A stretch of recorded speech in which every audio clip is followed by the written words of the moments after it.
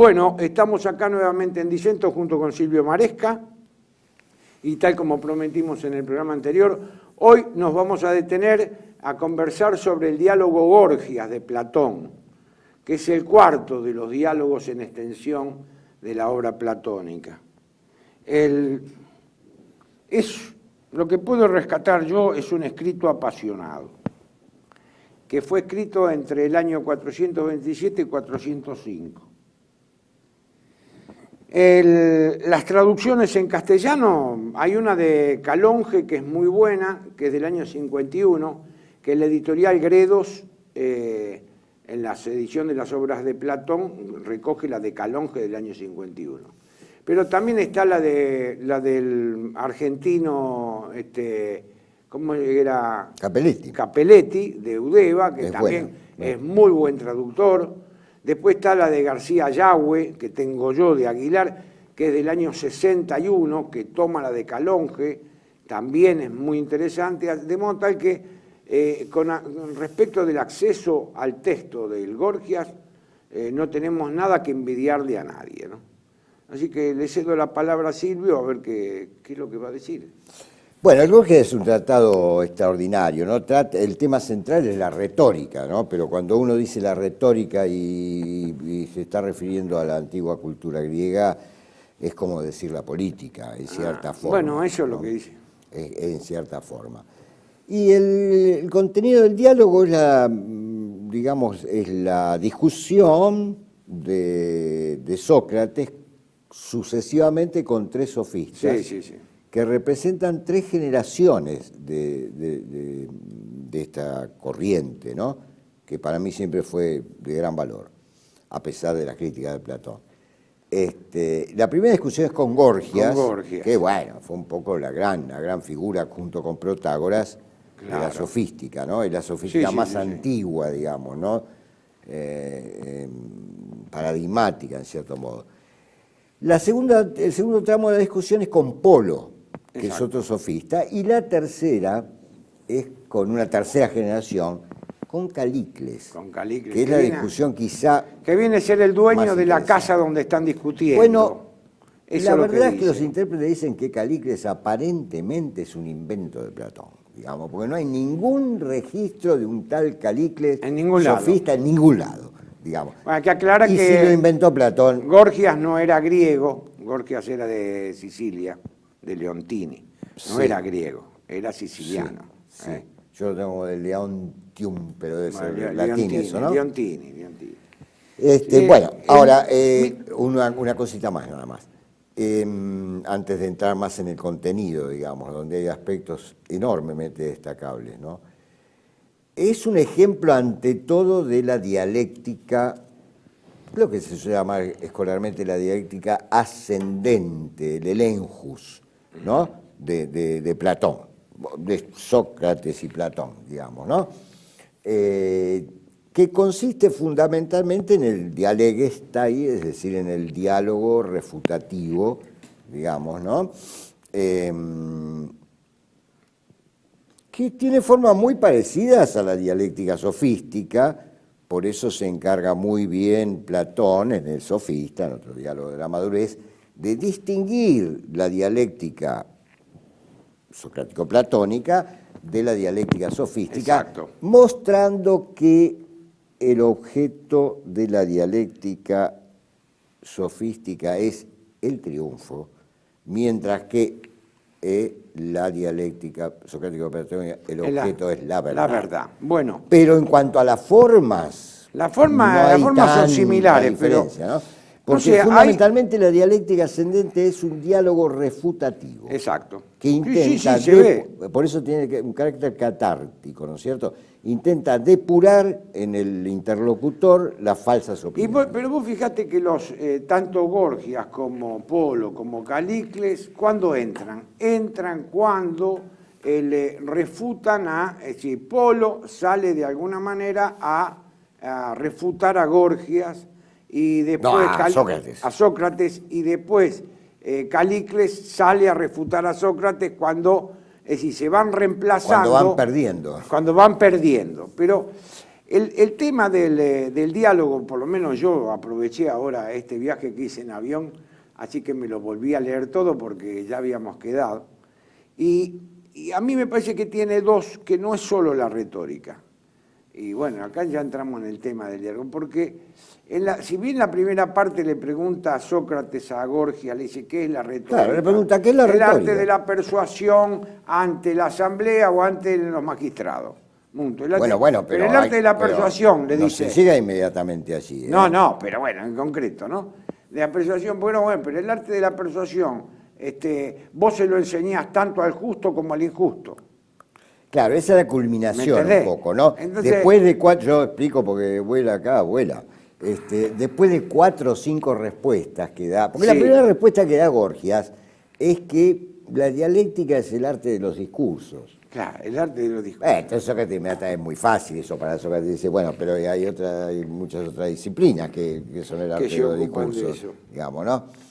Y bueno, entonces lo va obligando, digamos, a depurar esa definición, hasta que Gorgias da, a mi criterio, antes de ir a la cuestión de lo justo y lo injusto, una definición muy auténtica, muy griega, ¿no? Dice, es el arte de persuadir, sí, pero en el sentido de, como libre, dominar a los otros, digamos, no es para nada textual lo que estoy diciendo, ¿no? Pero que te da el concepto de eleutería, de libertad que tenía el griego auténtico, que no lo es Platón, ¿no?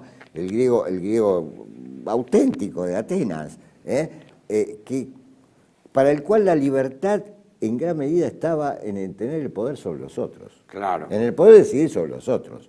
Vos fijate qué conexión profunda tiene esa definición de Gorgias con el diálogo de los atenienses con los melios en Tucídides. Bueno, ¿qué te parece? Bueno, en fin. Pero, ahora te dejo a vos. No. Efectivamente lo atrapa a Gorgias. Gorgias le dice, efectivamente, Sócrates, de ningún modo, Sócrates, antes bien, me parece que la has definido cabalmente. Es su principal objetivo. Dice, la retórica es artesana de la persuasión. Sí, claro. Artesana de la persuasión. Claro. Es decir, artesana de la persuasión es que del hombre libre. Es decir, no el hombre que lo conculco a tomar una decisión. No, pero además el que persuade es máximamente libre, digamos. Sí. ¿No? En un moderado, como era todavía, es todavía Gorgias, como es presentado todavía Gorgias, sí. No va a ser Calicles. Bueno, y después vienen al tema de lo justo, que yo me había adelantado. La retórica, pues, tiene que ver con lo justo y lo injusto. Más, según parece, es artesana de la persuasión que mueve a creer, no de la que instruye. Mirá cómo distingue. La retórica no instruye. Y bueno, ahí está el tema, digamos, ¿no? Que bueno, ahí está Platón. Ahí está el tema, claro, no digamos. me instruye la retórica. Le dice a Gorgias, pero bueno, aquí inducís a la creencia, pero la creencia no es la ciencia. Claro. No es la episteme, no es la ciencia. Exacto. Bueno, pero incluso, digamos, Gorgias plantea que tiene que ver esta persuasión con lo justo, ¿no? Pero lo agarra ahí justamente, ¿no? Porque le dice, pero si el discípulo no sabe lo justo, bueno, se lo enseño, dice Gorgias. Entonces, bueno, queda claro que la retórica por sí misma, digamos... No te da la pauta de lo justo. No te da la pauta de lo justo. Exacto. Pero es interesante también una cosa que me apuntaba antes de empezar a conversar en cámara, sobre la cuestión del enemigo, ¿no? Claro. De la persuasión del enemigo. Sí, yo había subrayado acá que Gorgias, en la parte de lo último, el gran discurso, entonces Gorgias reconoce, después ya entra Apolo, y la razón es que ellos la han instruido para hacer un uso justo de estos medios frente a sus enemigos, dice. Nosotros los retóricos, los que enseñamos el arte de hablar bien, de hablar ante la asamblea, de poder hablar delante de los magistrados. Claro. Que después al final se lo van a echar en cara a Sócrates. Sócrates, todo lo que vos estás diciendo, pero vos no sos incapaz de defenderte en la asamblea. Eso No, con Calicles, lo ya, tratan, ¿no? bueno, Claro, pero claro. Calicles. Pero, van anunciando su próxima y entonces, muerte. ¿él qué dice? Y frente a los que atentan, bueno, entonces me dio la sensación como que Sócrates, que Gorgias sigue pensando que la retórica no enseña, pero puede persuadir al enemigo. La Claro, retórica bueno. tiene una fuerza interna que puede lograr persuadir. Y bueno, vos sabés que Gorgias se ha conservado un fragmento que es un elogio de la palabra, digamos, ¿no? Se ha conservado un fragmento de Gorgias propiamente, ¿no? Sí. Que es el elogio de la palabra, donde dice, con un cuerpo tan pequeño, eres capaz de cosas tan grandes, ¿no? El poder Porque de la Gorgias palabra. ya pensaba la palabra como escindida del ser, digamos, ¿no? De cualquier manera, Platón lo trata con mucho... Sócrates lo trata con mucho respeto porque... Sí. Pero... Bueno, pero muestra, era mayor es que decir, ¿cuál es el procedimiento? Gorgias era mayor que Sócrates. Sí, claro. Sí, ¿no? Pero no demasiado, pero sí. Los 20 años. Sí. Supongo. Lo hace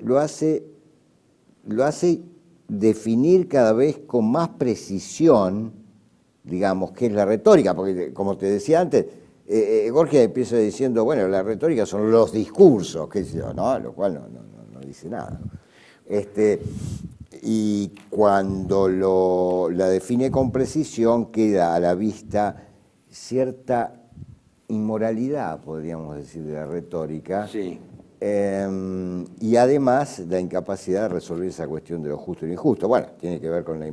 Pero yo no sé si para el griego, es decir, me parece mucho más cercano al hombre griego de la época el pensamiento de Gorgias que el pensamiento de Sócrates o de Platón.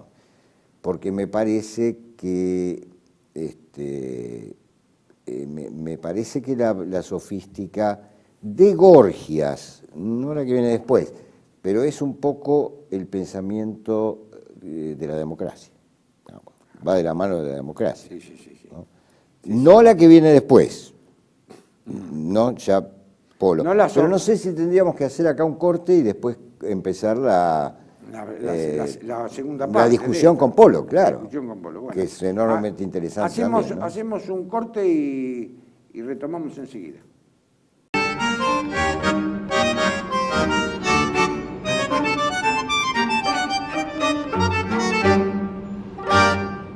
Bienvenidos a CEPA, Centro de Estudios del Pensamiento Americano. Nuevo sitio web de cursos de formación en política, filosofía, historia, literatura, geopolítica, religión, psicología y más. Cursos de formación que reflejan el verdadero pensamiento americano. Lo invitamos a elegir el curso de su agrado ingresando en www.cepa.la.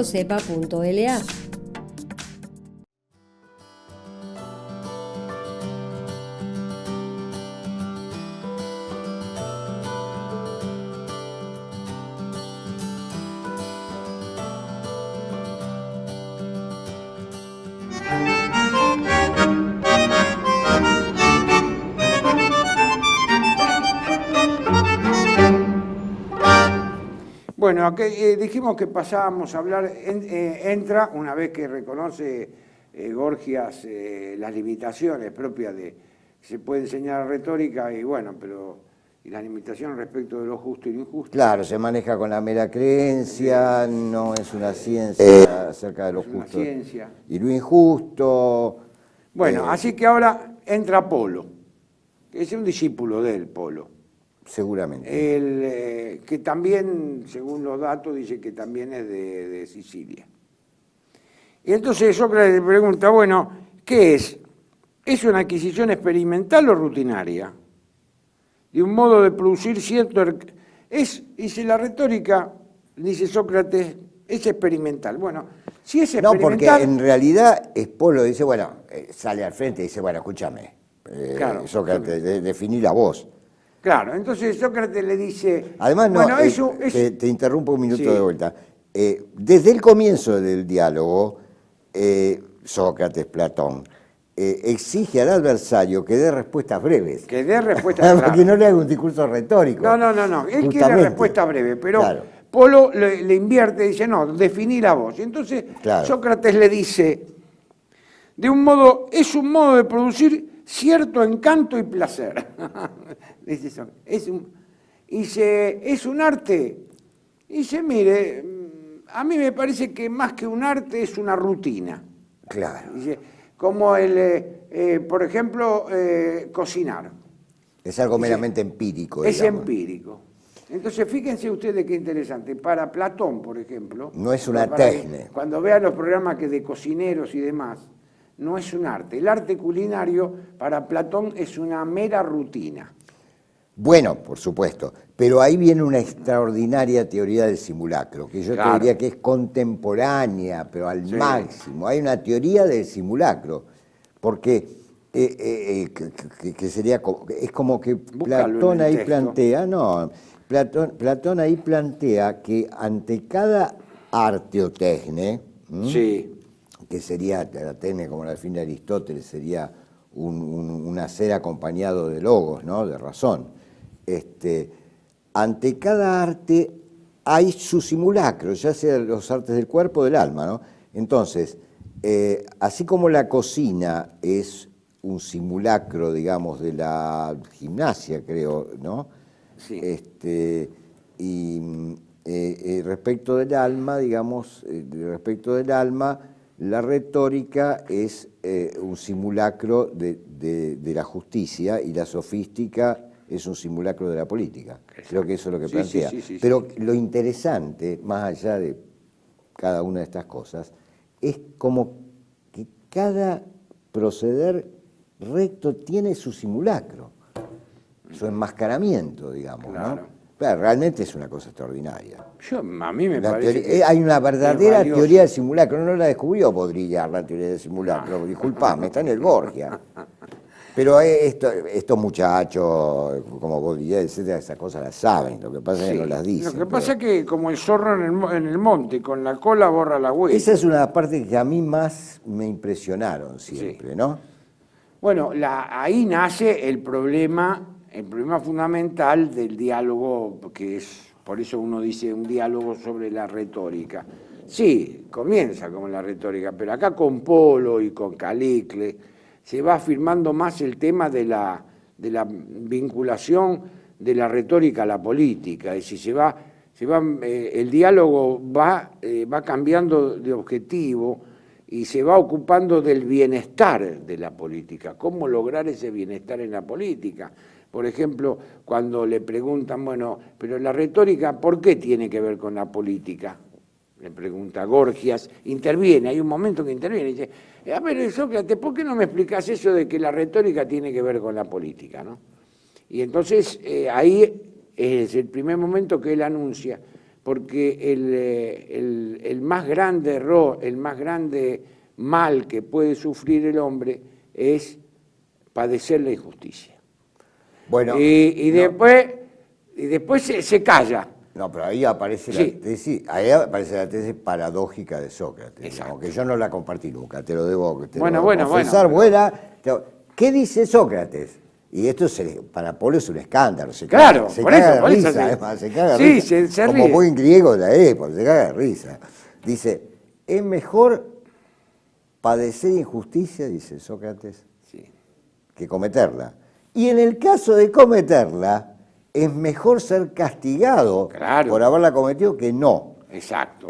Todo esto está pensado en función, digamos, de la salud del alma, sería, ¿no? Y de la comunidad. De la comunidad, porque una comunidad, una ley sin castigo. ¿Cómo construís una comunidad con leyes que no tengan castigo? Es decir, ¿Cómo pasa entre nosotros, que decir vos? ¿Cómo pasa en Argentina? ¿Cómo pasa acá con nosotros? Bueno. Es decir, si vos decís que la mayor desgracia del hombre es padecer la injusticia, y después al rato dice, no, la mayor desgracia del hombre es cometer la injusticia, y después al rato dice, la mayor desgracia del hombre es cometer la injusticia y no recibir el castigo.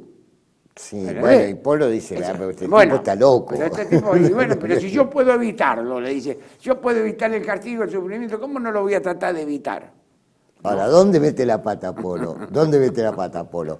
Mete la pata cuando él reconoce que cometer injusticia no es peor.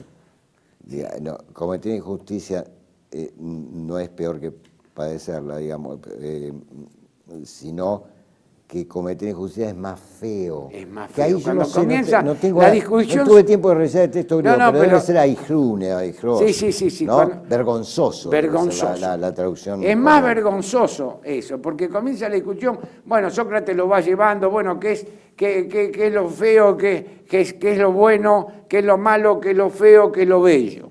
Claro, Entonces, por ahí lo va llevando. Polo mete la pata cuando Porque Polo dice, cometer la injusticia es más feo. Cometer una sí, porque injusticia antes Polo, es más feo que padecer. Antes Polo le dice, pero cállate la cosa, boca. Sócrates, el tirano, dice, y ya empieza otra idea, otra forma de sofística, ¿no? De una sofística ya más tardía, que más va a defender ya a la tiranía, en fin, etc. No como Gorgias. Pero le dice, pero si el tirano hace lo que quiere y comete todas las injusticias que quiere y no padece nada, ¿qué problema hay con eso? Y si no es castigado, mejor. Sí. Ahora, también hay que tener en cuenta que Sócrates no es un pelotudo. ¿En qué sentido lo digo? Que dice muchas veces que cometer injusticia no es bueno para el que la comete. No es solamente, vos lo que señalaste es correcto, ¿no? Para la comunidad, pero tampoco es bueno para él, digamos, ¿no? Es decir, hay, como se ha reconocido muchas veces, sobre todo en Sócrates, un principio utilitario también, en esto de llevar a cabo el bien. Sí. Hay un principio utilitario, porque tiene que ver con la felicidad. Sí, lógico. Ahora decime, vuelvo a eso porque me gustó. Efectivamente, dice, bueno, ahí pasamos a Calicles. Pero bueno, estamos discutiendo... No lleguemos todavía a Calicles. Efectivamente. Calicles lo vamos a dejar para el próximo programa porque hay que verlo, bueno, entonces, punto por punto. Es el antecedente de Nietzsche, siempre se dice, claro, ¿no? Vos me dijiste eso, que era el antecedente de Nietzsche. Se suele decir. Y acá se ve en Calicles es clarísimo este tema. Es clarísimo. Por lo menos yo lo encontré. Pero el Polo mete la pata ahí, ¿no? Cuando le reconoce que... Claro, que dice... ¿Cómo es? Cuando le reconoce es más feo. No, pero yo lo había visto recién y ahora no lo queda. Y bueno, no es tan fácil encontrarte, lo digo, pero tonto. Dice, si alguien que no conociese lo que es justo, se lo enseñaría, sintió... Alguien que no conociese lo que es justo, se lo enseñaría. Sintió vergüenza y afirmó que lo haría, movido a ello por el comportamiento habitual de los hombres, pronto a montar en cólera. Bueno, no, pero eso era otro. Eso debe ser todavía la discusión con Gorgias, sí, por lo que veníamos diciendo, ¿no? Bueno, pero el asunto es que es cierto que en el caso de Polo, cuando Polo reconoce que hacer la injusticia es algo vergonzoso, ahí le da nuevamente la derecha a Sócrates. Sí. Después interviene Calicles. Sí, pero es cierto, ahí interviene Calicles. ¿Vos querés sigamos con Calicles? Bueno, comencémoslo, por lo menos comencémoslo, por lo menos, ¿no? Porque Calicles sale ahí al paso, ¿no? Y sale mal Calicles, sale mal. Con los tapones de punta, como se diría. Con los tapones de punta sale. Sí, y planteando la famosa tesis, digamos, ¿no? Que en realidad, digamos, la ley, no sé si empieza exactamente por ahí, pero enseguida lo voy a plantear, que las leyes han sido inventadas por los débiles, claro, para impedir que los fuertes ejerzan el poder. Exacto. Digamos, ¿no? Para inhibir la potencia de los fuertes. Exacto. Con lo cual, como vos decías muy bien, sí, pero porque eso está enlazado casi de suyo, la retórica se vincula con la política. Con la política. Y escúchame, hoy esto sigue en cierta forma. No hay política sin retórica, digamos. No. Y mucho más cuando no había una no hay política sin propaganda. Bueno, por eso, pero digo, mucho más cuando no había una cultura escrita. lógico. O sea, ¿quién escribía? Sí, Nadie, ¿no? yendo a ese tema que vos mencionás, dice así Calícles, ¿no? Dice en un momento, ahora bien, esto no está al alcance de la mayoría de los hombres. Por ahí dice, está diciendo precisamente eso Sócrates. Sócrates dice, nadie hay que no pueda advertir que no es eso lo que digo. Bueno, está diciendo precisamente eso. Dice, Sócrates había dicho, ¿qué entiendes por dominarse a sí mismo? Una cosa complicada. Lo que entiende la mayoría de las personas, ser moderado, tener poder sobre sí mismo, dominar, en fin, las pasiones y deseos que se dan en nosotros. Eso es ser moderado. Entonces Calícles le responde, lo hacen movido por la vergüenza, deseosos de ocultar su propia impotencia. Claro. Y afirman que la intemperancia es vergonzosa, como antes decía yo, para esclavizar a los hombres mejor dotados. La acolacía, claro, ¿no? La intemperancia. Porque dicen, para esclavizar a los hombres mejor dotados por la naturaleza, Ajá. y como no pueden dar satisfacción a sus pasiones, alaban la moderación y la justicia a causa de su falta de hombría. Pero escúchame una cosa, esta es una tesis como para que la meditemos en el próximo programa. Sí. El próximo programa lo vamos a dedicar Esta enteramente a la discusión con Calícles. Sí. Esta tesis la que viene después, pero que esta es muy central. Yo quiero dejar la pregunta. Aquellas personas que supuestamente se autodominan, controlan moderados, sus pasiones, son moderados, temperantes, ¿cómo se dice? ¿Lo son efectivamente o son realmente unos impotentes? Bueno, ¿Quién tiene razón allí? La dejamos para la próxima. Así que nuestro próximo programa será sobre el Gorgias, parte 2. Pero fíjense ustedes, quisiera terminar con esto, la actualidad de estas cuestiones, digamos. Esto no pasó hace 2500 años, así como Kierkegaard dice que Cristo no pasó hace 2000 años, digamos, y que se puede ser contemporáneo de él, en Migajas Filosóficas plantea eso. Yo digo, mutatis mutandis, que somos contemporáneos de Platón, que estamos todavía discutiendo estas cuestiones, no con esa altura, no con esa altura, en un nivel bastante más chato, pero que todavía no están resueltas. No sé cómo lo ves vos, ¿no? Perfecto, yo lo veo exactamente igual. Por eso son clásicos. El clásico es aquel que tiene respuestas a los problemas contemporáneos. El clásico jamás es viejo. Jamás es viejo. Bueno, buenas noches.